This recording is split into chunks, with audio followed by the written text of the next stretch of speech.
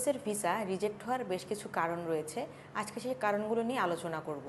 First, আপনি যদি কোনো কোশ্চেন করে থাকে সেটা যদি আপনি মুখস্থ অ্যান্সার দেন, লাইক যদি সেটি স্ক্রিপ্টেড হয় এবং যদি ভিসা অফিসার বুঝতে পারে যে আপনি একটা স্ক্রিপ্টেড অ্যান্সার দিচ্ছেন, সেক্ষেত্রে আপনার ভিসা রিজেক্ট হওয়ার পসিবিলিটি অনেক থেকে যায়।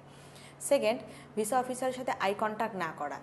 ভিসা অফিসার আপনাকে কোনো কোশ্চেন করছে, আপনি তার দিকে ডিরেক্টলি না তাকিয়ে এদিকে বা ওদিকে তাকিয়ে অ্যান্সার করছেন, এটার জন্য ভিসা রিজেক্ট হতে পারে। থার্ড, আপনি যে কোর্সে যাচ্ছেন বা যে ইউনিভার্সিটিতে যাচ্ছেন এটি নিয়ে প্রপারলি আইডিয়া না থাকা।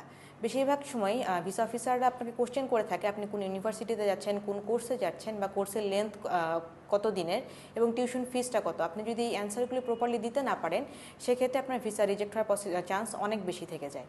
ফোর্থ, আপনি আপনার ক্যারিয়ার প্ল্যানটা, আপনি নেক্সট এই পড়াশোনা শেষ করে আপনি কি করতে চাচ্ছেন এটি নিয়ে আপনাকে কোশ্চেন করবে, এবং যদি আপনি এটির অ্যান্সার যদি ফোকাস না থেকে এবং কনফিডেন্টলি দিতে না পারেন, সেক্ষেত্রে আপনার ভিসা রিজেক্ট হওয়ার পসিবিলিটি অনেক বেশি।